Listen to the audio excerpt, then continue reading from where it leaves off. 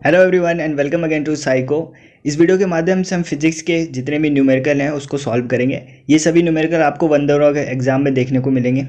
इन सभी न्यूमेरिकल से आपको वन दौरा के एग्जाम में बहुत सहायता मिलेगी। इस वीडियो में हम टोटल 51 न्यूमेरिकल्स को सॉल्व करेंगे और ये सभी न्यूमेरिकल आपके जो 9th और 10th में जितना भी फिजिक्स का पोर्शन दे रखा है वन दौरा के एग्जाम में सबसे कवर किया गया है। ये आपने इस वीडियो पर सपोर्ट दिखाया तो दूसरी वीडियो भी बनाऊंगा जिसमें थोड़ा हाई लेवल के क्वेश्चन को भी सॉल्व करवाऊंगा।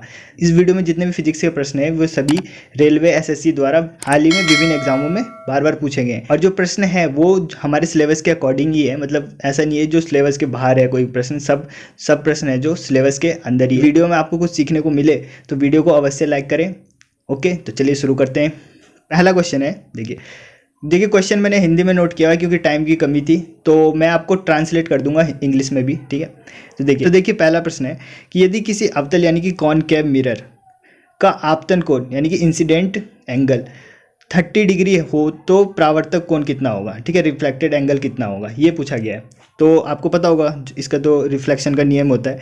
ये हुआ इंसिडेंट रे, ठीक है, ये हो गया रिफ्लेक्टेड रे, ठीक है। तो इंसिडेंट रे और जो नॉर्मल होता है यानी अविलंब और आपतित किरण के मध्य जो बनता है उसको बोलते हैं आपतन कोण, ठीक है, आपतन कोण आई। और जो अभिलंब और रिफ्लेक्टेड रे होती है यानी परावर्तक किरण होती है उसके बीच में जो कोण बनता है उसे बोलते हैं परावर्तक कोण। और आपको पता है नियम नंबर 2 यही बोलता है कि ये जो कोण है ये आपस में बराबर होते हैं, जितना ये होगा उतना ये हो गया, ठीक है। तो क्वेश्चन में बोल रहा था कि जो आपतन कोण है वो 30 है, तो परावर्तन कोण कितना होगा, वो भी 30 होगा क्योंकि ये दोनों बराबर होते हैं, ठीक है। अभी देखिए जो क्वेश्चन है वो लो से हाई है, मतलब आपको शुरू में आसान क्वेश्चन मिलेंगे लेकिन जैसे जैसे वीडियो आगे बढ़ेगी तो क्वेश्चन का लेवल भी बढ़ता रहेगा। और पहले इसमें हम ऑप्टिक्स के क्वेश्चन करेंगे, फिर मोशन वाले चैप्टर से, फिर ग्रेविटी, ठीक है, पावर, एनर्जी और वर्क, इलेक्ट्रिसिटी, सारे चैप्टर जितने भी चैप्टर है हमारे सिलेबस में सभी चैप्टर से मैंने क्वेश्चन लिए हैं इसमें। तो अगले क्वेश्चन को देखते हैं। अगला क्वेश्चन है कि एक आपतित किरण यानी इंसिडेंट रे समतल दर्पण यानी कि प्लेन मिरर के साथ 20 डिग्री के कोण बनाते हुए आपतित होता है, ठीक है। 20 डिग्री का कोण बना रहा है यानी कि ये है, देखिए इंसिडेंट रे आई और इसने कितने एंगल का कोण बनाया, इसने बनाया 20 डिग्री का, ओके। और आपतित होती है, उसके बाद ये रिफ्लेक्ट हो गई, ओके। तो आपको होता है ये और ये कितना हुआ, सेम होता है, यानी ये 20 है तो ये भी 20 होगा, ठीक है। प्लेन मिरर में ये होता है जितना ये हो गया उतना ही ये हो गया, ठीक है। उससे पूछ रहे हैं ये कितना होगा, जो बीच में जो कोण है परावर्तित किरणों के बीच, इन दोनों के बीच में जो ये बचा ये कितने का होगा। तो आपको पता है ये टोटल कितना होता है 180, टोटल होता है 180 और ये 20 कितना हो गया 40, ओके। तो 180 से 40 गया तो कितना बचा 140, ओके, समझ गए। इन क्वेश्चनों को आपको पहले स्वयं से करना है, ठीक है, आपको अपने आप को भी परखना है कि आपने कितना पढ़ा हुआ है, ठीक। तो आगे देखते हैं। नेक्स्ट क्वेश्चन है कि 15 सेंटीमीटर फोकस दूरी के अवतल दर्पण यानी कि कॉनकेव मिरर से 60 सेंटीमीटर पर रखी गई एक वस्तु की प्रतिबिंब की स्थिति कैसी होगी, ठीक है। तो फोकल लेंथ दे रखा हमें और यू दे रखा है, ठीक है, यू की दर्पण के आगे कितने दूरी पे वस्तु रखी वो दिया हुआ है और बताना है कि प्रतिबिंब कहाँ पे बनेगा यानी इमेज कहाँ पे फॉर्म होगा, ओके। तो देखिए अब यहाँ पे तो एक फॉर्मूला आपको याद होना चाहिए, मिरर का फॉर्मूला क्या होता है 1/f = 1/v + 1/u, ठीक है। यहाँ पे प्लस होता है, लेंस में यहाँ पे माइनस होता है।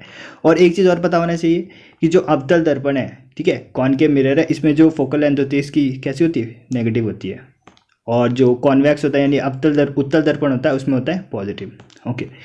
तो लगाते हैं फॉर्मूला इसमें 1/f, एफ दे रखा हमें 15, यहाँ पे माइनस ले लेंगे क्योंकि माइनस में होता है, = 1/v, v निकालना है हमें, ठीक है। प्लस देखिए v क्या होता है, जो इमेज है, इमेज की दूरी होती है, ठीक है, दर्पण से इमेज की दूरी को बोलते हैं v। और u क्या होता है, वस्तु की दूरी, ऑब्जेक्ट की दूरी, ओके। तो v निकालना है हमें, u दे रखा है 1/60 और u को मैंने बोला था कि आपको हमेशा माइनस में लेना है u, ठीक है, तो माइनस में ले लिया। अब इसको इधर भेज देते हैं, ओके। तो 1/v = 1/60 - 1/15, ओके। अब एलसीएम लिया हमने 60, ओके, ये गया एक बार में और 15 से गया ये 4 बार में, ठीक है। इसको माइनस किया तो ये आ गया -3, 1/v = -3/60, ये आ गया। इसको पलट देंगे यानी v = हो गया 60/-3, इसे काटेंगे तो 2 और 0, ठीक। ये माइनस में आना चाहिए था, उत्तर माइनस है नहीं यहाँ ऑप्शन में, -20, तो 20 हमारा हो गया, 20 सेंटीमीटर हमारा राइट आंसर हो गया, ठीक है। नेक्स्ट क्वेश्चन देखते हैं। नेक्स्ट क्वेश्चन है कि एक उत्तल यानी कि कॉन्वेक्स लेंस जिसकी शक्ति यानी पावर 8D है, उसे एक अवतल लेंस जिसकी शक्ति, अवतल यानी कि कॉनकेव लेंस की शक्ति -10D है के साथ संपर्क में रखा जाता है। तो संयोजन की शक्ति यानी दोनों को मिला दें तो पावर क्या होगा। तो आपको पता है जो अगर जोड़ के मतलब संयोजन की शक्ति पूछे, ठीक है, टोटल पावर पूछे, टोटल पावर के लिए क्या होता है, सारी पावर को जोड़ दो, जितने पावर दे रखे सबको जोड़ दो, यानी P1 + P2 + जितना भी है सबको जोड़ देना है साइन के साथ। तो P यानी कि टोटल क्या हो जाएगा, P एक है 8 और एक है -10, ठीक है, यानी अगर जोड़ेंगे यहाँ पे -10 तो ये माइनस हो जाएगा यहाँ पे, ओके। तो 8 - 10 हो गया और -10 में से 8 गया तो बचा -2D आ गया इसका आंसर, ओके। अगर आपसे संयोजन की पावर पूछे यानी कि कॉम्बिनेशन में कितनी पावर होगी, तो जितनी भी पावर दे रखी है आपको सबको जोड़ देना है विद द साइन, जो साइन है plus minus, okay. Next question है कि यदि हीरे में प्रकाश की चाल निर्वात में प्रकाश की चाल का 0.42 गुना हो तो हीरे का अपवर्तनांक यानी रिफ्रैक्टिव इंडेक्स बताना है। और ये जो हीरे में जो लाइट की स्पीड है, हीरे के अंदर से जो लाइट जाएगी उसकी स्पीड है जो वैक्यूम में जो लाइट की स्पीड है उससे कितना ज़्यादा है, 0.42 गुना है उसका, ठीक है, इतना गुना है। तो हमें बताना है हीरे का अपवर्तनांक। पहली बात तो ये कि आपको जो कुछ बेसिक्स है उन्हें याद रखना है कि हीरे का क्या होता है, आइस का कितना होता है, ठीक है, वाटर का कितना होता है, एयर का कितना होता है रिफ्रैक्टिव इंडेक्स, ठीक है, याद होना चाहिए। अगर नहीं याद हो रहा है तो आपको फार्मूला पता होना चाहिए। रिफ्रैक्टिव इंडेक्स का फार्मूला क्या होता है, तो देखिए फार्मूला लगाते हैं n = light speed of light in vacuum. Formula ये होता है speed of light in vacuum by speed of light in given medium. जैसे यहाँ पे मीडियम है डायमंड, तो speed of light in vacuum कितनी होती है वैक्यूम में, आपको पता है, पता ही होगा आपको, 3 × 10⁸ मीटर/सेकंड, ओके। और speed of light in given medium ये होता है। तो हमें n निकालना है यानी रिफ्रैक्टिव इंडेक्स निकालना है, ठीक है। तो देखिए कैसे निकलेगा, n = मान लेता हूँ v है, ठीक है, v है स्पीड इन वैक्यूम, ऐसे आप वैल्यू भी रख सकते हैं लेकिन कट जाना है उसने बाद में, इसलिए क्यों रखना, ठीक है। और ये दे रखा है 0.42 टाइम्स, ठीक है, तो v से तो v कट गया, तो अब बचा n = 1/0.42, ठीक है। इसको सॉल्व करेंगे, पॉइंट लगाएंगे, 2 0 बढ़ाएंगे, यहाँ से काटेंगे तो ये कटेगा 2 बार में और 0.42 ये आ गया, यानी 2.42 आ गया इसका आंसर। ये है हमारा 2.42 ना। ऐसे तो आपको याद होने चाहिए, मैं बताता हूँ किस किस के याद होने चाहिए, ठीक है। तो सबसे पहले आपको होना चाहिए ग्लास का, ठीक है। और बात करें एयर का कितना होता है, एयर का होता है 1.0003, 3 बार 0 उसके बाद 3, ठीक है। आइस का कितना होता है, आइस का होता है 1.31, ये होता है आइस यानी बर्फ़ का। और वाटर का कितना होता है, वाटर भी इंपॉर्टेंट है, 1.33, ये होता है वाटर का, ठीक है। और डायमंड का आपको पता ही चल गया 2.42। ये सब तो याद ही होने चाहिए आपको बेसिकली, ठीक है। तो अगर डायरेक्ट याद होता तो आप डायरेक्ट टिक लगा देते, आपको कुछ कैलकुलेशन करने की जरूरत ही नहीं थी, ठीक है। नेक्स्ट चलते हैं। नेक्स्ट क्वेश्चन है कि निर्वात यानी कि वैक्यूम में प्रकाश की चाल इतनी है 3 × 10⁸ मीटर/सेकंड, और यहाँ पे दे रखा वाटर का रिफ्रैक्टिव इंडेक्स दे रखा 1.33 हो तो जल में प्रकाश की चाल कितनी होगी, ठीक है। सेम फार्मूला लगाना है, सेम फार्मूला। देखिए अब मैंने बोला कि n रिफ्रैक्टिव इंडेक्स बराबर वैक्यूम में जो लाइट की स्पीड होती है यानी speed of light in vacuum upon speed of light in given medium, ठीक है, गिवन मीडियम। तो यही पूछा जा रहा है कि इस मीडियम में कितना होगा, और ये दे रखा है हमें, ये भी दे रखा है, ठीक है। तो देखिए n दे रखा हमें 1.33, b हमें पता है 3 × 10⁸, और हमें ये निकालना है नीचे मीडियम वाला स्पीड, ठीक है। तो इसको इधर भेजेंगे, इसको इधर भेजेंगे नीचे, ओके। यानी कि जो स्पीड ऑफ लाइट होगी in medium is equal to 3 × 10⁸ by ये इधर आ जाएगा नीचे, ठीक है, ये आ गया। फिर पॉइंट लगा, 2 0 लगा, इसे काटा, जब इसे आप काटोगे तो ये निकम बच गया। तो आपका आंसर आ जाएगा 2.26 × 10⁸, ठीक है, 2.26 × 10⁸ मीटर/सेकंड ये आ गया, ठीक है। तो ये फॉर्मूला आपको याद होना चाहिए। देखिए इस वीडियो का उद्देश्य है ना, इसमें आपका बेसिक्स क्लियर होगा, ठीक है। इसमें ना पीएचडी वाले क्वेश्चन नहीं लिए गए हैं, ठीक है, बेसिक्स क्वेश्चन लिए गए हैं, और थोड़े बहुत 1-2 क्वेश्चन होंगे जो आपको थोड़े से हार्ड से लगेंगे। तो इसमें इस वीडियो का उद्देश्य यही है कि आपके जो बेसिक्स हैं वो क्लियर हो, और आपको कुछ फॉर्मूले याद करवा दूँ मैं, ठीक है। तो ताकि जो अगला पार्ट आए इससे, जो अगला पार्ट है जिसमें हम क्वेश्चन के लेवल्स को बढ़ाएंगे, हार्ड क्वेश्चन लेंगे, उसमें आपको कोई दिक्कत नहीं आ दिया कि ये क्या करवा दिया, ठीक है। जब आपको बेसिक्स क्लियर होगा, आपको फॉर्मूले याद होंगे, तो कोई सा भी क्वेश्चन कर सकते हो आप, ठीक है।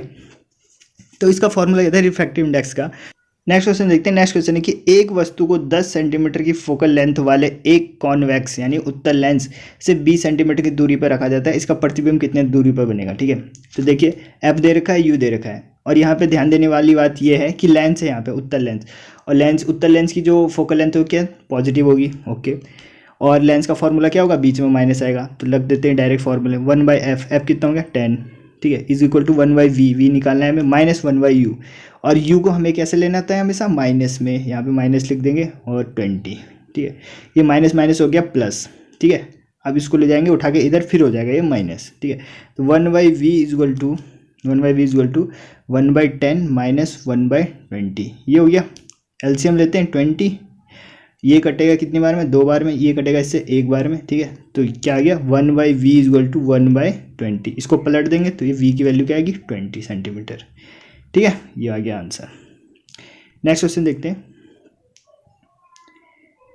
नेक्स्ट क्वेश्चन है कि एक वस्तु को 10 सेंटीमीटर की फोकल दूरी वाले एक उत्तल लेंस, ठीक है, फिर से लेंस है और कौन सा कॉन्वेक्स लेंस है, ठीक है, के मुख्य अक्ष पर प्रिंसिपल एक्सिस पे रखा जाता है।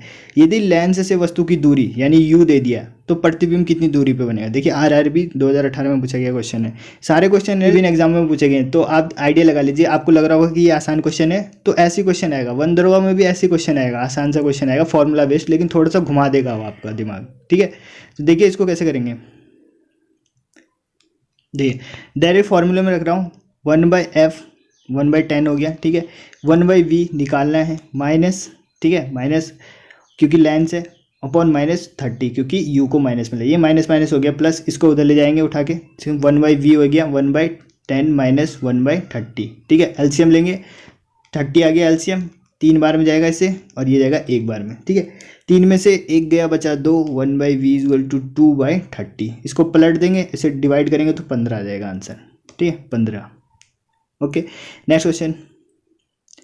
नेक्स्ट क्वेश्चन है कि एक लेंस में +2d की शक्ति है, +2d पावर है, लेंस का प्रकार बताइए। अब देखिए जिसकी फोकल लेंथ पॉजिटिव होती है कौन सा होता है, कॉन्वेक्स, कौन सा होता है कॉन्वेक्स, यानी कि उत्तल लेंस, ठीक है, उत्तल लेंस होता है, आंसर उत्तल हो गया। लेकिन आगे ये पूछ रहा है उसकी फोकल लेंथ बताइए। फोकल लेंथ का फॉर्मूला क्या होता है, देखिए पावर का फॉर्मूला होता है 1/f, जहाँ पे f क्या होता है मीटर में, ठीक है, तो इसका उल्टा कर देंगे, ठीक है, तो फोकल लेंथ क्या हो जाएगा 1/p, ठीक है, 1/p, p हमें दे रखा 2, यहाँ पे 2 रखेंगे, 1 को काटेंगे 2 से कितनी बार मिल रहा है 0.5 में, ठीक है, मीटर आ गया। ओके, तो जो उत्तल लेंस होता है यानी कि कॉन्वेक्स लेंस होता है उसकी जो पावर होती है पॉजिटिव होती है, और फोकल लेंथ भी पॉजिटिव होती है, तभी उसकी पावर पॉजिटिव है। ओके, और निकालने का फॉर्मूला क्या है, p is equal to 1/f, ये ध्यान में रखना है आपको। नेक्स्ट क्वेश्चन देखते हैं। यदि किसी सुधारात्मक लेंस की शक्ति यानी पावर +2d है तो यह क्या है, तो देखिए प्लस वाला किसका होता है, उत्तल का। Okay, next question. Next question है कि यदि कोई मोटर कार 20 किलोमीटर की दूरी, ठीक है, अभी ऑप्टिक्स के खत्म होंगे, ठीक है, ऑप्टिक्स के इतने क्वेश्चन थे, अभी नेक्स्ट देखते हैं। नेक्स्ट क्वेश्चन है कि यदि कोई मोटर कार 20 किलोमीटर की दूरी पहले 1 घंटे में, 40 किलोमीटर की दूरी दूसरे घंटे में और अंत में 30 किलोमीटर की दूरी तय करता है तो उसकी औसत चाल क्या होगी, एवरेज स्पीड क्या होगी, एवरेज स्पीड। तो एवरेज स्पीड क्या होता है, total distance by total time. Total distance कितना हो रहा है 20 और ये 40 60 और ये 90 हो गया, और टोटल टाइम कितना लगेगा 1 2 और 3 घंटे, ठीक है, तो काटेंगे 3 3 9 30 किलोमीटर पर आवर आ गया इसका average speed. Okay, next question.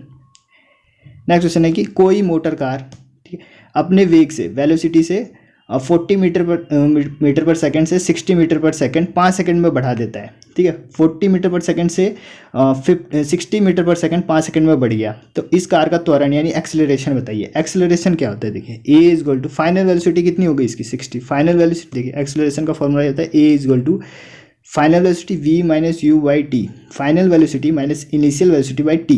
Final क्या है यहाँ पे 60, इनिशियल क्या है 40, टाइम भी दे रखा है 5। ऐसे क्वेश्चन आएंगे फॉर्मूला बेस्ड, सब कुछ मतलब दिया होगा, आपको सिर्फ फॉर्मूले में मान रखना है और आ जाएगा आपका आंसर। तो a is equal to 60 minus 40/5, तो 20/5 यानी कि 4, ठीक है, 4 मीटर पर सेकंड स्क्वायर, यूनिट भी ध्यान देना है, 4 मीटर पर second square. Okay, next question.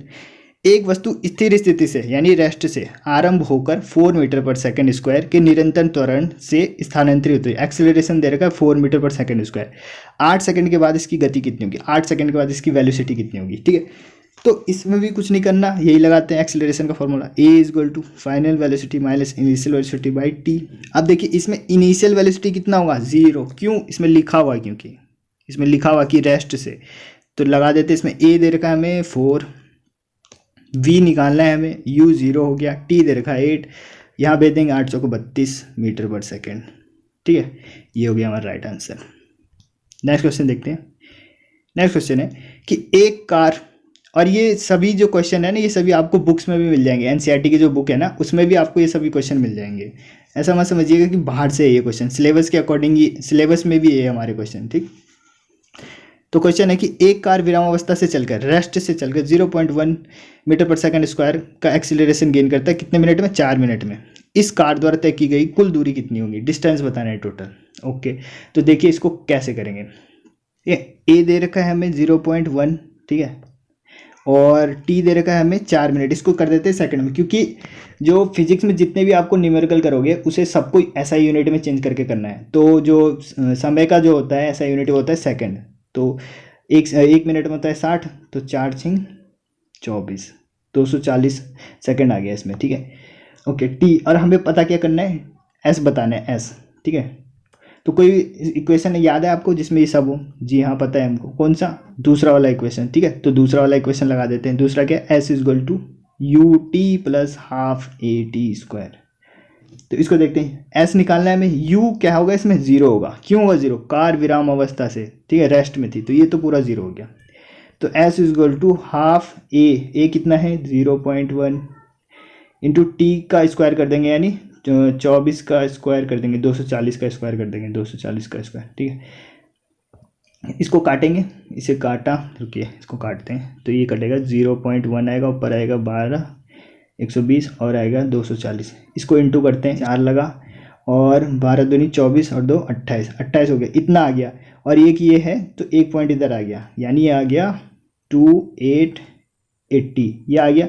अब ये तो आया मीटर में 2880, ये मीटर आ गया। अब मीटर में तो कुछ दिख ही नहीं रहा है, किलोमीटर में चेंज कर देते हैं। एक मीटर में कितना, 1000 होता है, 1000 से भाग दे देते हैं, तो 1 2 3 पॉइंट इधर आ गया, यानी 2.88 आ गया हमारा answer, 2.88 kilometre. Okay, next question देखते हैं। नेक्स्ट क्वेश्चन है, एक कार विराम अवस्था से चलकर 0.1 मीटर पर सेकंड स्क्वायर एक्सेलरेशन की दर से 4 मिनट तक चलती है। ठीक है, दोनों क्वेश्चन सेम नहीं है, अलग है, आगे पढ़ना है। 4 मिनट बाद इसका वेग कितना होगा, पिछले वाले में डिस्टेंस पूछा गया था, इसमें पूछ रहा है वेलोसिटी कितना होगा। ठीक है, तो वेलोसिटी, अब इसको डायरेक्ट हम एक्सेलरेशन से भी कर सकते हैं, या फिर हम इक्वेशन लगा सकते हैं। तो आसान क्या होगा, एक्सेलरेशन वाला लगा देते हैं, यानी A is equal to V minus U by T लगा देते हैं, क्योंकि ए पता है हमें और वी निकालना है, और यू पता है, यू क्या होगा, 0 होगा। ठीक है, और टी भी पता है हमें। ठीक है, तो सब कुछ रख देते हैं यहाँ पे। ए है 0.1, ओके, और ऊपर क्या था, वी माइनस यू, वी निकालना है, यू हो गया 0, और टी कितना हो गया, 4 मिनट है, इसको कर देते हैं सेकंड में, तो 240 सेकंड। इसको इधर भेज देंगे तो क्या होगा, 24 हो गया, क्योंकि एक पॉइंट इधर आ जाएगा, इज इक्वल टू वी, तो आ गया 24। ठीक है, ये हो गया हमारा आंसर। नेक्स्ट क्वेश्चन देखते हैं। नेक्स्ट क्वेश्चन है, कोई रेलगाड़ी ब्रेक लगाने के बाद 6 मीटर पर सेकंड स्क्वायर का मंदक यानी कि रिटार्डेशन, मंदक मतलब मंदन यानी रिटार्डेशन अनुभव करती हुई 2 सेकंड में रुक जाती है इस रेलगाड़ी द्वारा तय की गई दूरी। यानी जब ब्रेक लगाया और ब्रेक के बाद जब गाड़ी रुकी तो उसके बीच में कितना ये ट्रैवल कर गई, वो बताना है। तो देखिए, रिटार्डेशन क्या होता है, रिटार्डेशन होता है नेगेटिव हमेशा, तो इसको हमेशा नेगेटिव में लेना है आपको। ठीक है, तो ए दे, और रिटार्डेशन है क्या, ये एक प्रकार का एक्सेलरेशन है। ठीक है, एक्सेलरेशन है। तो ए दे रखा हमें -6, टी भी दे रखा हमें 2 सेकेंड। ठीक है, हमें बताना है कि कितनी दूर, एस बताना है। ठीक है, और अब एक चीज़ और इसमें ध्यान देने योग्य बात है, देखिए आपको ना कभी कभी वी और यू अपने आप से पता करना पड़ेगा कि कौन 0 है, दोनों में से एक ना एक 0 होगा ही, तो कौन 0 है ये पता करना पड़ेगा। इसमें क्या होगा, वी 0 होगा। क्यों 0 होगा, क्योंकि गाड़ी जब ब्रेक लगाएंगे कुछ समय बाद तो रुक जाएगी ना, फाइनल वेलोसिटी इसकी 0 हो जाएगी, कुछ समय बाद रुक जाएगी, तो वी इसमें 0 हो जाएगा। ठीक है, ये हो गया, वी हो गया हमारा 0। ओके, तो अब देखिए अब क्या लगाएंगे इसमें, तो एस निकालते हैं। एस निकालने से पहले हमें क्या चाहिए, देखिए एस कैसे निकालेंगे, दूसरे वाले इक्वेशन से या फिर तीसरे वाले इक्वेशन से। दूसरे में हमें क्या होता है, S is equal to U T plus half A T square, यहाँ यू चाहिए, और थर्ड वाले में भी यू चाहिए, तो हमें पहले यू निकालना पड़ेगा। तो चलिए यू निकालते हैं पहले। यू कैसे निकालेंगे, एक्सेलरेशन वाले फॉर्मूले से, A is equal to B minus U by T. ठीक है, ए हमें दे रखा -6, वी निकाल लेते हैं। v कितना है 0, v0 गाड़ी रुक गई।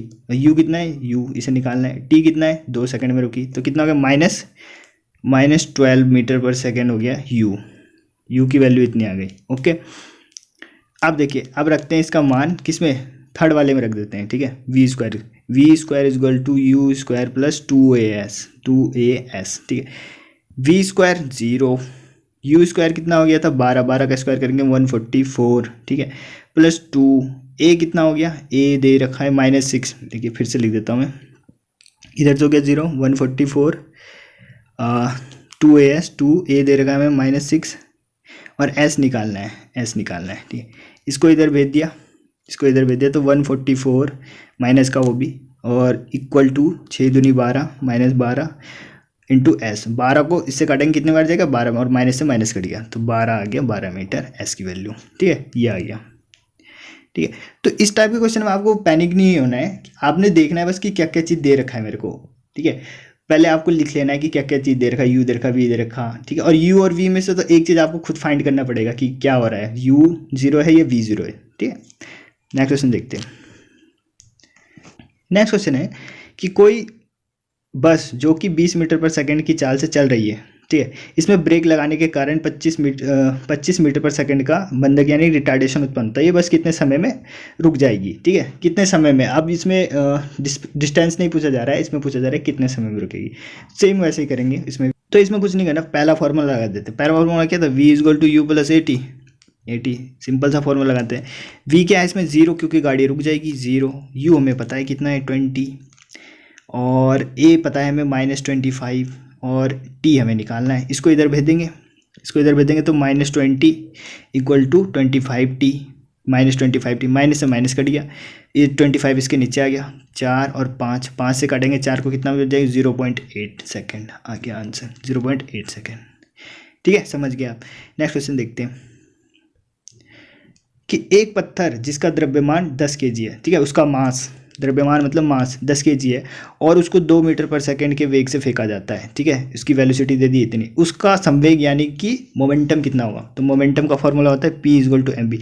देखिए मैंने बोला इस वीडियो का उद्देश्य सिर्फ आपको फार्मूला और बेसिक्स क्लियर करना, ठीक है, तो इसलिए इतने आसान क्वेश्चन लिखेंगे। और ये आसान नहीं है, ये क्वेश्चन पूछे गए हैं एग्जाम में, रेलवे हो गया, एसएससी होगा, उनमें ये पूछे गए हैं, और ऐसे क्वेश्चन पूछे जाएंगे भी फार्मूला बेस्ड, ठीक है। तो P = mv होता है, m दे रखा है 10, v भी दे रखा है 2, तो कर देंगे 20। अब इसका जो यूनिट होता है, यूनिट आपको ध्यान रखना है क्या होता है, देखिए जैसे होता है mv, तो m का तो हो गया kg, और v का क्या हो गया मीटर पर सेकेंड, ठीक है, तो ये हो गया kg मीटर पर सेकेंड, 20 आ गया था आंसर। ओके, नेक्स्ट क्वेश्चन है 50 न्यूटन का बल एक वस्तु पर 1/10 सेकंड के लिए लगता है, वस्तु के संवेग में परिवर्तन कितना होगा, मोमेंटम में चेंज कितना होगा, मोमेंटम में चेंज, ठीक। देखिए जो न्यूटन का दूसरा नियम था यही था, मोमेंटम में जो चेंज होता है वो डायरेक्टली प्रोपोर्शनल होता है बल के, यानी कि F = mv - mu/t, ये होता है, ठीक है। ओके, ये होता है। अब देखिए F दे रखा है हमें, F दे रखा है कितना है 50, ठीक है, ये निकालना है हमें मोमेंटम में चेंज निकालना है, इसको ऐसे रख देते हैं, ठीक है, इसको ऐसे रख दिया, और t दे रखा हमें कितना है 1/10 को यहाँ भेजेंगे, इंटू हो जाएगा इससे, यानी कि 50 × 1/10, और इधर क्या है मोमेंटम में चेंज, यानी कि mv - mu है इधर, ठीक है, इधर ये बच गया, मोमेंटम में चेंज बोलेंगे ना इसको। फाइनल मोमेंटम ये इनिशियल मोमेंटम है, तो मोमेंटम में चेंज हुआ ना ये, इसको काटेंगे 10 से कितनी बार में गया 5 बार में, तो मोमेंटम में चेंज कितना हो रहा है 5, और मात्रक क्या होता है अभी बताया मैंने आपको kg मीटर पर सेकेंड। नेक्स्ट क्वेश्चन देखते हैं। नेक्स्ट क्वेश्चन है कि 4 kg मास के एक वस्तु पर 5 सेकंड के लिए एक बल लगता है, ओके, और इसके वेग को 10 मीटर पर सेकंड से 20 मीटर पर सेकंड में परिवर्तित कर देता है। लगाए गए बल का परिमाण कितना होगा, बल का बताना है कितना परिमाण होगा। देखिए इसको कैसे करेंगे, सेम वही फॉर्मूला लगा देते हैं, m = मोमेंटम में चेंज, यानी कि mv - mu/t, ठीक है। अब f दे रखा है, f निकालना है, ओके, m दे रखा है, m कितना है 4, और फाइनल वेलोसिटी दे रखा है 20, तो इसको देखिए डायरेक्ट करते हैं यहाँ पे, f = फाइनल वेलोसिटी यानी mv, m यानी m कितना है 4, और फाइनल वेलोसिटी है इतना, तो ये कितना हो गया 80 हो गया, ठीक है, 20 × 80 माइनस इनिशियल वेलोसिटी यानी जो इनिशियल यानी कि 4 kg और 10 ये हो गया, यानी कि m और u1। तो m कितना हो गया, ये कितना हो गया 40 बाई t कितना है 5 सेकेंड। तो इसे घटाएंगे कितना क्या 40 बाई 5 और 5 से काटेंगे इसे तो कितनी बार 8 में जाएगा, तो 8 न्यूटन। बल का मात्रा क्या होता है न्यूटन, तो न्यूटन आ गया। नेक्स्ट क्वेश्चन, 10 kg का एक वस्तु जो कि विराम अवस्था में रेस्ट में है, ठीक है, पर एक 50 न्यूटन का बल 2 सेकंड के लिए लगाया जाता है, वस्तु में उत्पन्न त्वरण कितना होगा। अब देखिए यहाँ सिर्फ ये पूछा है त्वरण कितना होगा, ठीक है। ये एक क्वेश्चन और आएगा इसके आगे, उसको देखेंगे कैसे करेंगे। पहले इसको देखिए, ये बहुत इजीली हो जाएगा। इसमें डायरेक्ट हम F=ma लगा सकते हैं, F=ma, ठीक है, और a यहाँ से निकाल सकते हैं। m को नीचे भेज देंगे, m नीचे आ गया, ठीक है, तो ये हो गया a=F/m, ठीक है, ये हो गया। f कितना है 50 और m कितना है 10, इसे काटेंगे कितनी बार हो गया 5 बार में, 5 मीटर पर सेकंड स्क्वायर आ गया इसका आंसर, ठीक है। अब इसका एक और देखते हैं आगे। ये देखिए 10 kg का एक वस्तु जो कि विराम अवस्था में, ठीक है, रेस्ट में है। आप देखिए इसको करने के लिए आपको इक्वेशंस लगवानी पड़ेगी। पीछे वाले में तो कुछ नहीं यूज था, टाइम टू ऐसे दे रखा था, क्योंकि डायरेक्ट हमें क्या निकालना था एक्सेलरेशन। लेकिन इसमें देखिए क्या निकालना है, हमें वेलोसिटी निकालना है, ठीक है। तो देखिए 10 kg का एक वस्तु है जो विराम अवस्था में रेस्ट में है, पर एक 50 न्यूटन का बल लगाया, फोर्स लगाया और 2 सेकंड के लिए लगाया, तो इसका जो वेलोसिटी है वो कितना हो जाएगा। ओके, देखिए कैसे निकलेगा ये। पहले हम निकाल लेते हैं यहाँ से एक्सेलरेशन और फिर वहाँ से निकल जाएगा वेलोसिटी। कैसे, देखिए F=ma में होता है, F दे रखा है 50, ठीक है, और इसको नीचे भेज देंगे m को नीचे, तो कितना है 10, तो 5 आ गया। एक्सेलरेशन कितना हो गया 5 मीटर पर सेकंड स्क्वायर, ये तो एक्सेलरेशन आया। अब एक्सेलरेशन बताया, एक्सेलरेशन क्या होता है final velocity minus initial velocity by time, ठीक है, ये होता है। देखिए फाइनल वेलोसिटी क्या है, यही निकालना है हमें। इनिशियल वेलोसिटी क्या है 0, क्यों बोल रखा है, क्योंकि यहाँ पे विराम अवस्था रेस्ट में था, और टाइम दे रखा है हमें कितने 2 सेकंड। रख देते हैं इधर 5, ठीक है, और फाइनल वेलोसिटी निकलना, इनिशियल वेलोसिटी 0 है, ठीक है, यहाँ पे रख दिया 2, तो इसको यहाँ पे देंगे कितना हो जाएगा 10, 5 दूनी 10, v की वैल्यू कितनी होगी 10 मीटर पर सेकेंड, ठीक है, आगे 10। नेक्स्ट क्वेश्चन देखते हैं। नेक्स्ट क्वेश्चन है कि 21 न्यूटन के एक बल को 3 kg द्रव्यमान वाली वस्तु पर लगाया जाता है, तो उत्पन्न त्वरण कितना होगा, ठीक है। ये भी बहुत ईजी, डायरेक्ट F=ma, m कितना है 3 और f दे रखा है, सॉरी f 21 दे रखा है, और निकालना है a, इसको नीचे भेज देंगे। 3 से कितनी बार में जाएगा 7 बार में, 7 बार में घटेगा, तो 7 आ गया मीटर पर सेकंड। और आपको ना इसका जरूर ध्यान रखना है यूनिट का। जल्दीबाजी में क्या होगा, यहाँ पे लिखा होगा 7 मीटर पर सेकंड और आप उस पर टिक करके आ जाओगे और गलत हो जाएगा पूरा। जब त्वरण होता है एक्सीलरेशन का मात्रक होता है मीटर पर सेकंड स्क्वायर, तो इसी पे करना है, ठीक। नेक्स्ट क्वेश्चन, एक 20 ग्राम द्रव्यमान की गोली, देखिए ये क्वेश्चन अच्छा है, ठीक है, ये किस पे based, law of conservation of momentum पे बेस्ड क्वेश्चन है ये। देखते हैं, एक 20 ग्राम द्रव्यमान की गोली, ठीक है, 2 kg के बंदूक से 150 मीटर पर सेकंड से प्रारंभिक यानी इनिशियल वेलोसिटी से छोड़ी जाती है। बंदूक का प्रतिक्षेपित वेग क्या, प्रतिक्षेपित वेग मतलब क्या होता है, इसको बोलते हैं coiling velocity, recoil velocity. Recoil होता है ना, गन चलाते हैं तो फिर गन भी हिलती है, उसी को बोलते हैं रिकॉइल वेलोसिटी। तो रिकॉइल वेलोसिटी बताना है गन का कितना होगा, ठीक। देखिए मास कंजर्वेशन लॉ क्या बोलता है, मास कंजर्वेशन बोल रहा हूँ, law of conservation of momentum. Conservation of momentum क्या बोलता है कि initial momentum is equal to final momentum, ये बोलता है। यानी कि इसको लिखें फॉर्मूला में m1u1 प्लस m2u2, ठीक है, is equal to m1v1 plus m2v2। ये होता है जब कोई दो वस्तु होती है, जैसे दो वस्तु है वो आपस में टकरा गई, ठीक है, तो टकराने से पहले जो इसका मोमेंटम था, यानी m1 पहले वाले का m1v1 होगा, दूसरे वाले m2u2 होगा, ये दोनों का, इन दोनों का पहले का मोमेंटम, टकराने से पहले का मोमेंटम इज इक्वल टू बाद, यानी कि m1u2 और m1v1 और m2v2 ये दोनों क्या होगा, कंजर्व होगा, यानी सेम होगा। तो यही लगाते हैं यहाँ पे। इधर लिख देता हूँ मैं, इधर लिख देता हूँ गन और इधर लिख देता हूँ गोली यानी बुलेट, इधर रख देता हूँ। तो बुलेट का मास दे रखा है यानी m1 मान लेता हूँ इसको दे रखा है इसमें 20 ग्राम। 20 ग्राम को पहले kg में करना है, मैंने बोला ना SI में चेंज करना है, तो ये SI में चेंज करेंगे तो ये हो जाएगा कितना हो जाएगा 0.02, ठीक है, मतलब कि 20 ग्राम को 1000 से देंगे डिवाइड, तो एक जीरो से एक जीरो कटेगा और 2 इधर पॉइंट खिसकाएंगे तो इतना आ जाएगा। ठीक है, 0.02 kg आ गया इसका मास, m1 आ गया। इनिशियल वेलोसिटी कितनी होगी? इनिशियल वेलोसिटी देखिए, जब गन होगा, गन कोई चलाएगा, गन शुरू में क्या होगा, गन भी रेस्ट में होगा और बुलेट भी रेस्ट में होगी। या थोड़ी ऐसा थोड़ी ना होगा जब गन पकड़ेगा कोई तो गोलियां अपने आप चल रही होगी, गन हिल रहा होगा, ऐसा कुछ नहीं ना। तो दोनों की जो इनिशियल वेलोसिटी है 0 होगी, यानी u1 0 और u2 भी 0। इधर u2 लिख रहा हूँ, इधर m2 कितना होगा, जैसे गन का मास कितना है 2 kg, तो m1 0, u2 भी 0, m1 कितना इतना और m2 इतना है। ठीक है, और हमें निकालना है, और जो गोली है यानी गोली का जो फाइनल वेलोसिटी वो दे रखा है 150, और हमें निकालना है गन की रिकॉइल वेलोसिटी यानी v2 निकालना है। ओके, देखिए लगा देते हैं formula, law of conservation of momentum. ठीक है, m1 u1 इसे लिखने की जरूरत नहीं, क्योंकि u1 क्या है 0, तो ये पूरा 0 हो जाएगा, तो इसको 0 लिख सकते हैं, प्लस m2 u2, ये इधर का तो पूरा 0 ही हो गया, खैर फिर भी लिख देता हूँ m2 u2 is equal to m1 v1 plus m2 v2। ठीक है, ये हो गया। अब देखिए ये तो पूरा 0 हो गया ना, क्योंकि u 0 है, इसका भी u 0 है, तो ये दोनों 0 हो गए।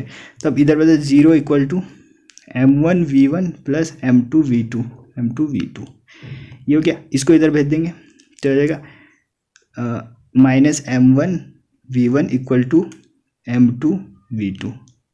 सारी वैल्यूज रख देते हैं, m1 का पता है हमें, v1 का पता है, m2 का पता है, v2 निकालना है। ओके, m1 कितना है 0.02, ठीक है, और ये है 150, ये पूरा माइनस में इधर। ठीक है, इज इक्वल टू इसका है 2 kg और इंटू v2 तो निकालना है। ठीक, इसको सॉल्व करते हैं, 150 दूनी 300 हो जाएगा, 300।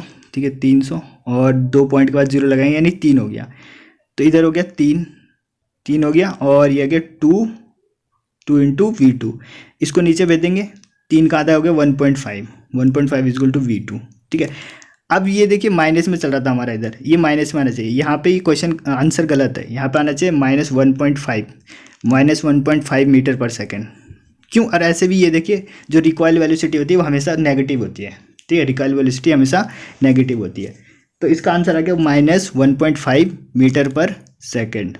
ओके, वेलोसिटी इसलिए मीटर पर सेकेंड, समझ गए होंगे आप। ठीक है, नेक्स्ट क्वेश्चन देखते हैं। नेक्स्ट क्वेश्चन है कि पृथ्वी के केंद्र से 2r दूरी पर गुरुत्व त्वरण का मान कितना होगा? गुरुत्व त्वरण यानी ग्रेविटेशनल एक्सेलरेशन का मान कितना होगा, जहां r पृथ्वी की त्रिज्या यानी कि रेडियस है और g पृथ्वी सतह पर ग्रेविटी एक्सेलरेशन का मान है। तो देखिए एक फॉर्मूला आपको याद होना चाहिए ग्रेविटी वाले चैप्टर से कि g is equal to capital G m/r², ये याद होना चाहिए बस, जहाँ पे m क्या है प्लेनेट का मास और r क्या है प्लेनेट की रेडियस। ठीक है, ओके, तो ये तो अब बोला जा रहा है क्वेश्चन में कि जो r है ना, ये r को क्या कर देंगे 2r कर देंगे।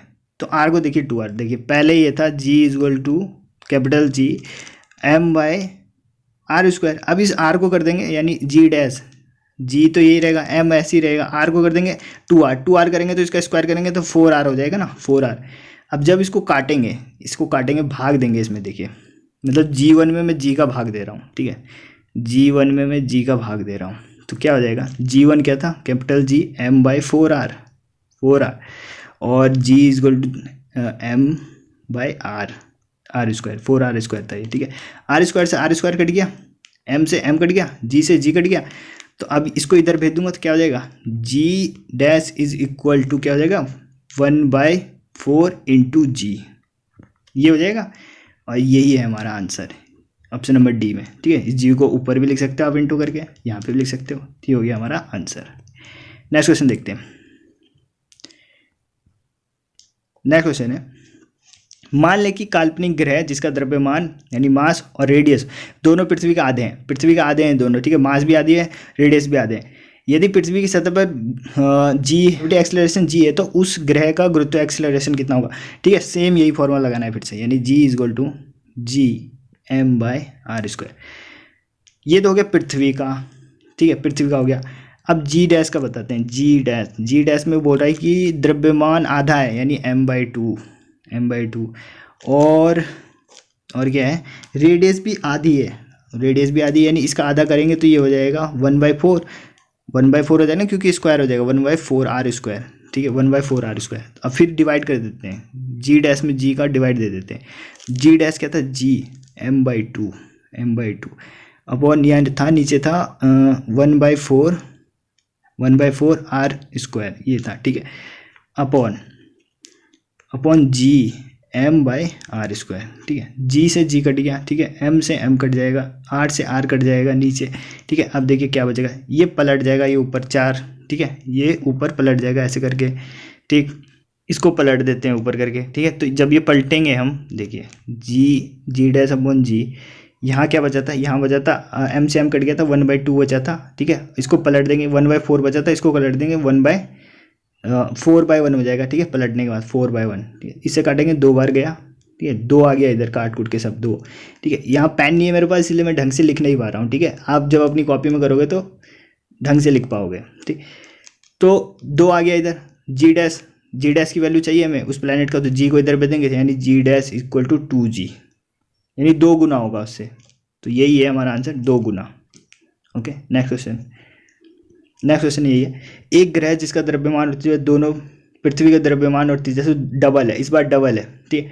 अब देखिए इसको ऐसे भी कर सकते हैं, जैसे पिछले क्वेश्चन में हमने दोनों को आधा किया तो वो जी के क्या हो गया, डबल हो गया, यानी इनडायरेक्टली प्रोपोर्शनल हो रहा है, आधा करेंगे तो डबल हो रहा है, तो अब जब डबल करेंगे तो क्या हो जाएगा, आधा, ठीक है, डबल करेंगे आधा, और बाकी से आप मैथमेटिकली भी सॉल्व कर सकते हैं, ठीक है। नया क्वेश्चन देखते हैं, 10 kg द्रव्यमान वाली वस्तु का पृथ्वी की सतह पर भार कितना होगा, वेट कितना होगा, मास इतना है, वेट कितना होगा, वेट क्या होता है, W = mg, m कितना है 10, g कितना है 10, का मान मेंशन नहीं किया हो ना तो 10 ले लीजिए आंख बंद करके, तो 10 रखेंगे तो कितना हो गया, 10 × 10 यानी 100। नेक्स्ट क्वेश्चन देखते हैं, किसी वस्तु का द्रव्यमान क्या होगा जिसका भार इतना है, ठीक है, भार दे रखा है यानी वेट दे रखा है, तो मास कितना होगा, तो W = mg लगा देते हैं इसमें, यानी W = mg, W दे रखा है, m निकालना है, ठीक है, तो g को इधर भेज देते हैं, यानी 49 और g की वैल्यू मैंने बोला 10 रखना है, ठीक है, तो 49/10 यानी कि 4.9, ठीक है, 4.9 यानी कि लगभग 5 के बराबर, क्योंकि और ऑप्शन कोई मिल ही नहीं रहा है, तो 5 के साथ हम जा सकते हैं, ठीक है। नेक्स्ट क्वेश्चन देखते हैं, किसी वस्तु का द्रव्यमान पृथ्वी पर 60 kg है तो चंद्रमा पे उसका भार कितना होगा, ठीक है। देखिए ये ना NTPC में पूछा गया क्वेश्चन, अभी जो NTPC का एग्जाम हुआ था ना, अभी चल ही रहे हैं, अभी हुआ भी नहीं, उसमें ये क्वेश्चन पूछा गया था कि किसी वस्तु का द्रव्यमान पृथ्वी पर इतना है 60 kg, तो चंद्रमा पे कितना हुआ, तो आपको पता है कि 1/6 होता है वहाँ पे, चंद्रमा पे 1/6 चंद्रमा है। चंद्रमा और पृथ्वी पे जी का रिलेशन क्या होता है, देखिए चंद्रमा का जो जी होता है वो पृथ्वी के जी से ना 1/6 होता है, 1/6 होता है, ठीक है, यानी कि अगर यहाँ पे किसी वस्तु का भार 60 है पृथ्वी पे, तो चंद्रमा पे इसका 1/6 होगा, यानी कि 10 होगा। ओके, क्वेश्चन में बोल रहा है किसी वस्तु का द्रव्यमान पृथ्वी पर 60 है, kg है, द्रव्यमान 60 kg है, तो चंद्रमा पे उसका भार कितना होगा, भार पूछा जा रहा है, ठीक है, भार दे रखा है, द्रव्यमान पूछा जा रहा है, भार। ओके, तो देखिए कैसे निकलेगा ये, पहले इसका भार निकाल लेते हैं हम पृथ्वी पे, भार निकाल लेते हैं, भार कितना होगा पृथ्वी पे, पहले भार निकालते हैं। इसमें आप देखिए गलती कर सकते हैं, 60 पे टिक मार देते कि अरे भाई द्रव्यमान तो चेंज ही नहीं होता है, मारो इस पर टिक, लेकिन दे रखा उसने द्रव्यमान, पूछ रहा है भार, ठीक है। पहले हम भार निकाल लेते हैं पृथ्वी पे, तो W = mg लगा देते हैं, तो ये कितना होगा 600 हो जाएगा, 10 से इंटू करेंगे जब इसमें 600। अब पृथ्वी पे इतना है, चंद्रमा पे कितना होगा, इसका 6 होगा, 6 से काटेंगे तो कितना हो गया 100 न्यूटन, और भार की ऐसा यूनिट क्या होती है, न्यूटन, ठीक है, वेट की होती है न्यूटन। ओके, ठीक है, इतना इजी क्वेश्चन है, और बहुत सारे बच्चे गलत करके आते हैं ऐसे क्वेश्चन, फिर 3-4 दिन तक खाना नहीं खाते हैं, ठीक। नेक्स्ट क्वेश्चन देखते हैं, सोने का अपेक्षित घनत्व यानी कि रिलेटिव डेंसिटी, ठीक है, रिलेटिव 3 है, जल का घनत्व यानी डेंसिटी इतना है। अच्छा देखिए आपसे क्वेश्चन है, और ये क्वेश्चन का जवाब वही दे पाएंगे जो मेरी वीडियो रेगुलर देखते हैं, कि जल का जो घनत्व इतना दे रखा है, ठीक है, 1000 kg/m3। मुझे बताइए कि ये किस टेम्परेचर पर होता है, कितने डिग्री सेल्सियस टेम्परेचर पे इतना होता है जल का घनत्व, पता है तो कमेंट बॉक्स में ज़रूर कमेंट करें, ठीक। तो सोने का रिलेटिव डेंसिटी इतना दे रखा है, जल का इतना है, तब सोने का घनत्व यानी डेंसिटी बताना है कितना होगा। ओके, अब देखिए रिलेटिव डेंसिटी का फॉर्मूला क्या होता है, relative density is equal to जिस भी मतलब किसी भी चीज़ का डेंसिटी, पदार्थ की डेंसिटी, ठीक है, गिवन पदार्थ की डेंसिटी अपॉन वाटर की डेंसिटी, अपॉन वाटर की डेंसिटी। तो हमें यहाँ पे रिलेटिव डेंसिटी दे रखा है, वाटर की डेंसिटी दे रखा है, और हमें ये निकालना है गिवन जो पदार्थ है, मटेरियल है, उसका डेंसिटी कितना होगा। इसको इधर भेज देंगे इनटू में। तो रिलेटिव डेंसिटी कितनी 90.3 और वाटर की कितनी है 1000, ठीक है, ये हो गया। और ये किसके बराबर हो जाएगा, ये हो जाएगा सोने यानी कि गोल्ड के रिलेटिव गोल्ड की डेंसिटी के बराबर, इधर जाएगा गोल्ड की डेंसिटी। ओके, जब इसको इनटू करेंगे तो कितना हो जाएगा, ये 93 और 2 0 और लग जाएंगे इसमें, ये आ जाएगा 199300, ये आ जाएगा, ठीक है। अब इसको सेट कर रखा है, इसमें सेट नहीं कर रखा है, सिर्फ ऐसे दे रखा है, ठीक है, ये आ गया हमारा आंसर। ओके, ठीक है, 19,300 kg पर मीटर क्यूब। और kg पर मीटर क्यूब ये याद रखें, kg पर मीटर क्यूब ये होता है डेंसिटी का मात्रक, डेंसिटी का मात्रक, ठीक है। और अगर रिलेटिव डेंसिटी पूछे आप एक चीज़ घनत्व का मात्रक क्या होता है, कुछ भी नहीं होता है। क्यों, क्योंकि डेंसिटी बाई डेंसिटी होता है, तो डेंसिटी से डेंसिटी कट जाता है, इसलिए रिलेटिव डेंसिटी का मात्रक नहीं होता, लेकिन डेंसिटी का होता है क्या, kg पर metre cube. Okay, next question है 0.5 kg द्रव्यमान वाले गेंद की वेग 4 मीटर पर सेकंड है। गेंद के पास गतिज ऊर्जा यानी कि काइनेटिक एनर्जी बतानी। Easy question. Kinetic energy half mv², m दे रखा है 0.5 और v² यानी 4 का स्क्वायर कर देंगे 16, इसे काटा कितनी बार में कटा 8 × 40 यानी 4 जूल, ठीक है, ये हो गया काइनेटिक एनर्जी यानी कि हाफ mv²। नेक्स्ट क्वेश्चन है कि यदि किसी वस्तु का वेग इसके प्रारंभिक वेग का दुगुना हो जाता है तो इसकी गतिज ऊर्जा पहले से कितनी। गतिज ऊर्जा देखिए काइनेटिक एनर्जी हाफ mv², अगर v को डबल करेंगे तो इसका स्क्वायर हो जाएगा, यानी कि डबल यानी कि 2v करेंगे और इसका स्क्वायर क्या हो जाएगा 4v, यानी 4 गुना हो जाएगा, 4 गुना हो गया हमारा आंसर, ठीक है। अगर 3 करते यानी 3 गुना करते तो कितना हो जाता, फिर 9, इसका स्क्वायर होता फिर 9 गुना हो जाता, ठीक है। नेक्स्ट क्वेश्चन कि द्रव्यमान m के साथ चलती हुई वस्तु की गतिज ऊर्जा काइनेटिक एनर्जी E का मान क्या होगा यदि उसकी चाल v से बढ़कर 2v कर दिया, ठीक है, 2v कर दिया, अभी बोला v से बढ़कर 2v कर दिया तो इसका स्क्वायर हो जाता है 4v हो जाएगा, यानी 4 गुना हो जाएगा, फिर से ये हो गया। नेक्स्ट क्वेश्चन, यदि एक वस्तु की गतिज ऊर्जा काइनेटिक एनर्जी इसके प्रारंभिक मान, ये क्वेश्चन बहुत अच्छा क्वेश्चन है, इसके प्रारंभिक मान का 256 गुना हो जाता है तो नया रेखीय संवेग क्या होगा। रेखीय लीनियर मोमेंटम पूछ रहा है। अब लीनियर मोमेंटम और गतिज ऊर्जा काइनेटिक एनर्जी में आपको रिलेशन पता होना चाहिए, ठीक है। तो बहुतों ने तो रट रखा हुआ कि ये होता है कि kinetic energy is equal to p²/2m, पर कैसे बनता है ये पता है किसी को। चलो मैं आपको बता देता हूँ कैसे आता है। आपको पता है कि लीनियर मोमेंटम क्या होता है, p=mv होता है। Linear momentum mass into velocity ये होता है, दोनों तरफ स्क्वायर कर दो, p²=m² इंटू v², ये हो गया। अब एक m को इसके नीचे भेज देते हैं, यानी p², एक m यहाँ आ गया, वहाँ क्या बचा mv² बचा, ठीक है। अब दोनों साइड 2 से डिवाइड कर देते हैं, दोनों साइड 2 से डिवाइड किया, यहाँ पे और यहाँ पे भी, ठीक है। हाफ mv² ये क्या होता है, काइनेटिक एनर्जी हो गया ke, तो यहीं से ये बना और इधर बच गया ये, तो यहीं से बन गया ये काइनेटिक एनर्जी यानी E is equal to p²/2m, ठीक है, ये बन गया। और इसको आगे ले जाते हैं, इसको इधर भेज देंगे तो p² रिलेशन ये बनेगा p² is equal to 2m into E के, और इसको इधर भेज देंगे तो ये अंडर रूट हो जाएगा, ठीक है। अब यही पूछ रहा है यहाँ पे कि जो प्रारंभिक मान है जो इसकी गतिज ऊर्जा का इतना गुना हो जाता है तो नया रेखीय संवेग क्या होगा, मोमेंटम क्या होगा। ओके, देखिए p अभी देखा हमने अंडर रूट, ठीक है, 2m इंटू ई के की वैल्यू इधर की 256, ठीक है। 256 को जब रूट से बाहर निकालेंगे तो कितना होगा, 256 होता है 16 का स्क्वायर, तो ये क्या हो जाएगा, इसके प्रारंभिक मान का 16 गुना हो जाएगा, ठीक है, समझ गए आप। ये आपको याद रखना है कि E के यानी kinetic energy is equal to p²/2m, ये याद रखना है। नेक्स्ट क्वेश्चन है 20 kg भार की एक वस्तु को 2 मीटर की ऊंचाई तक उठाया जाता है, उस वस्तु पर गुरुत्वाकर्षण बल द्वारा किया गया कार्य कितना होगा, कि वर्क डन बाय ग्रेविटी कितना होगा, ठीक है। तो वर्क डन बाय ग्रेविटी क्या होता है, work done by gravity W is equal to rho G H या फिर एम जी एच। एम है मास, जी है ग्रेविटी, जी है ग्रेविटी एक्सेलरेशन, और एच है कितना मीटर उठा रहे हैं। Easy question. 20, जी का मान 10 रख देते हैं जब कुछ नहीं दिया है, और एच कितना है 2, तो इसको करेंगे 40 और 10 से करेंगे 400 जूल। और आपको यूनिट का जरूर ध्यान देना है, ठीक है। एग्जामिनर दिमाग के साथ खेलता है, वो यहाँ पे 400 कुछ और दे देगा, वाट दे देगा, और अब जल्दीबाजी में आप वाट पे करके आ जाओगे, ठीक है। इसलिए यूनिट का ध्यान देना है। नेक्स्ट क्वेश्चन, जब कोई वस्तु बल की दिशा में 1 मीटर की दूरी पर 1 न्यूटन के साथ चलती है तो किया गया कार्य कितना होगा। इसी question. W is equal to F S लगा देना है डायरेक्ट, W is equal to F S, ठीक है। एफ भी एक है, एस भी एक है, तो एक ही आएगा इसका वैल्यू, 1 जूल, ठीक है। अब यहाँ पे कठिन बनाने क्या करता है, 1 वाट रख देता है, यहाँ पे 1 किलोवाट आवर रख देता, इस टाइप का रख देता, ठीक है। नेक्स्ट क्वेश्चन, 20 न्यूटन का एक बल एक वस्तु को 2 मीटर विस्थापित कर देता है, डिस्प्लेस कर देता है 2 मीटर, ठीक है, और 20 जूल कार्य करता है, ठीक है। बल और विस्थापन के बीच का एंगल बताना है, ठीक है। तो W is equal to F S cos theta, F S cos theta.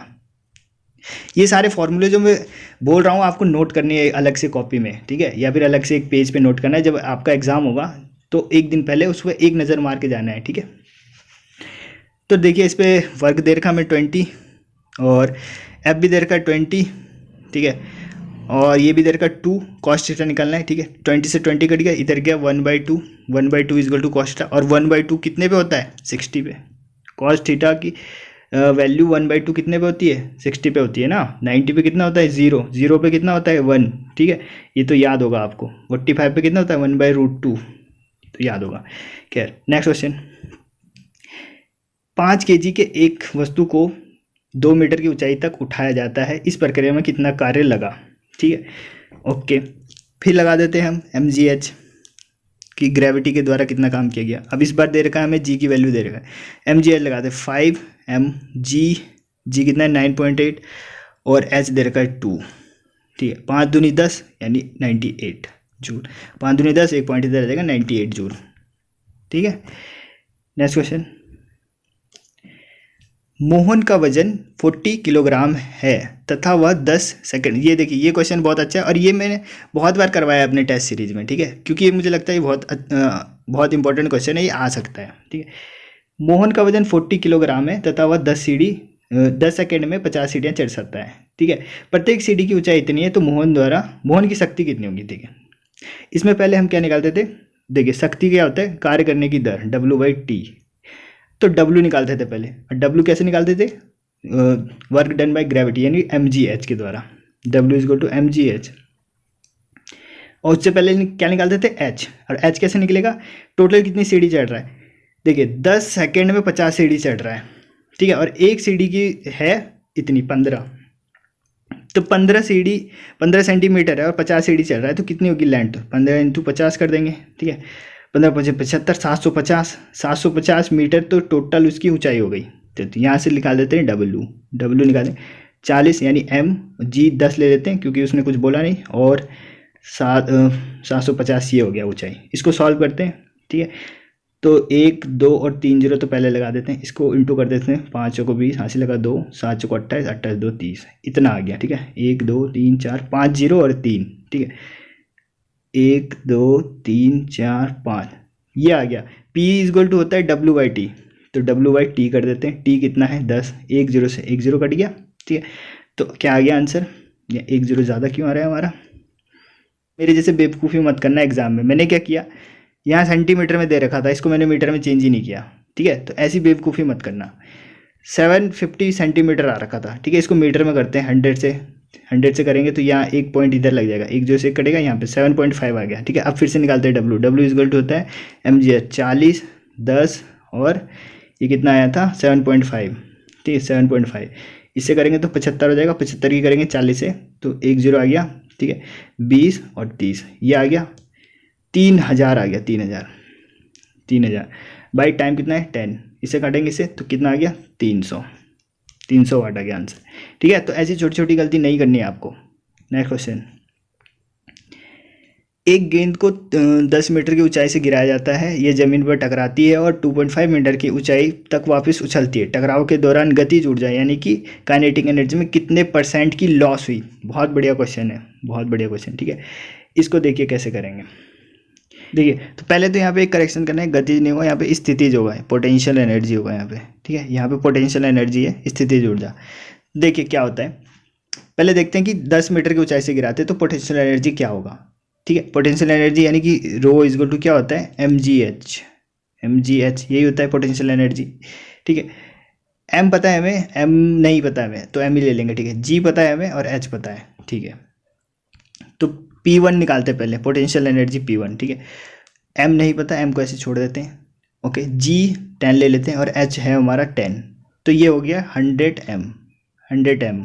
ये तो हो गया P1, पहली पोटेंशियल एनर्जी। दूसरा देखते हैं P2, जब टकराने के बाद उछलती है, यानी टकराई फिर उछली, फिर ये 2.5 मीटर ऊपर गई, तो यहाँ पे कितना होगा, देखिए m g फिर से 10 और यहाँ पे क्या होगा, h कितना होगा 2.5, यहाँ पे कितना होगा 2.5, ये हो गया 2.5। तो इसको सॉल्व करेंगे तो P2 की वैल्यू कितनी आ जाएगी, P2 की वैल्यू आ जाएगी 25m। ठीक, 25m। तो देखिए P1 की वैल्यू आई थी, कितनी आई थी, P1 की वैल्यू आई थी 100m और P2 की वैल्यू आई थी 25m। तो अब देखिए पहले पोटेंशियल एनर्जी कितना था 100, m से काट देते कोई नहीं, पहले पोटेंशियल एनर्जी था 100, अब कितना हो गया 25, तो कितने का लॉस हुआ होगा, मतलब 100 था पहले, अब बचा है 25, तो कितना लॉस हुआ, 75 लॉस हुआ ना। देखिए 100 में से अब बचे हैं 25, तो लॉस कितना हुआ, परसेंटेज निकालना है, ऐसे निकाल देंगे। ठीक है, तो 100 में से 25 गया 75/100 इंटू 100 से 100 कट गया, यानी 75%। और ऐसे भी देखिए कोई चीज़ 100 थी, अब 25 ही बची है, यानी कि 75 उसका लॉस हो गया। ठीक है, तो इसका आंसर क्या होगा 75। ओके, नेक्स्ट क्वेश्चन देखते हैं।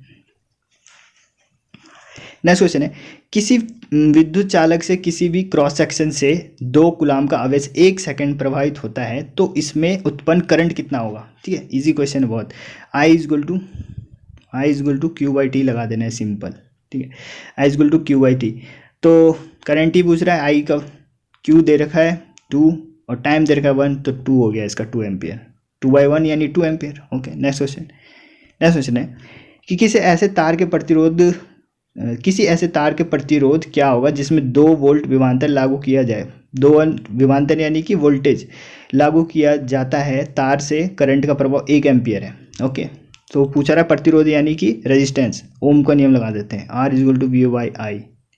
ठीक है, V है हमारा 2 वोल्ट और I है 1, तो इसका आंसर भी हो गया 2 ओम।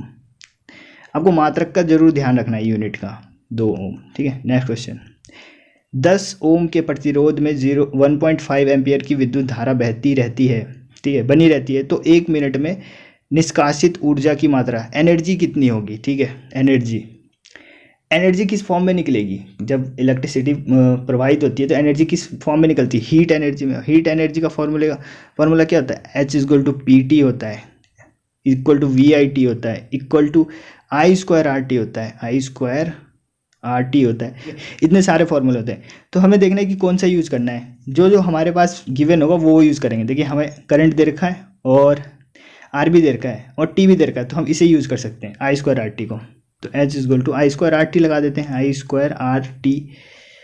I कितना है 1.5, इसका स्क्वायर करेंगे तो 2.25 हो जाएगा, 15 का स्क्वायर होता है 225 और 2 पॉइंट इधर आ गया। ठीक है, R कितना होता है 10 और T भी है 1 मिनट। अब यहाँ गलती मत करना, 60 सेकंड कर दो इसको, ऐसा ही मैं चेंज कर दिया। तो जब 2 पॉइंट इधर करेंगे तो 2.25 हो गया और 6 से इसमें इंटू कर देंगे, 6 पंजे 30। ठीक है, 6 दूनी 12, 12 और 3 15 और 6 दूनी 12, 12 और 1 13। ठीक है, 1350 जूल हो गया, 1350 जूल, क्योंकि एनर्जी का मात्रक होता है जूल। ठीक है, नेक्स्ट क्वेश्चन, एक सर्किट में एक बिंदु से दूसरे बिंदु तक 2 कूलाम का आवेश प्रवाहित होता है। यदि 2 बिंदुओं के मध्य विभवांतर 5 वोल्ट है तो किए गए कार्य की मात्रा कितनी होगी। ठीक है, ये भी आसान है। ठीक है, ये भी सेम वैसे ही होगा। देखिए W/Q ये होता है। ठीक है, यानी एकांक आवेश को विद्युत क्षेत्र में लाने में किया जाने वाला कार्य, उसी को बोलते हैं विभवांतर यानी कि पोटेंशियल। Potential difference. तो V is equal to W by Q हो गया, V is equal to W by Q.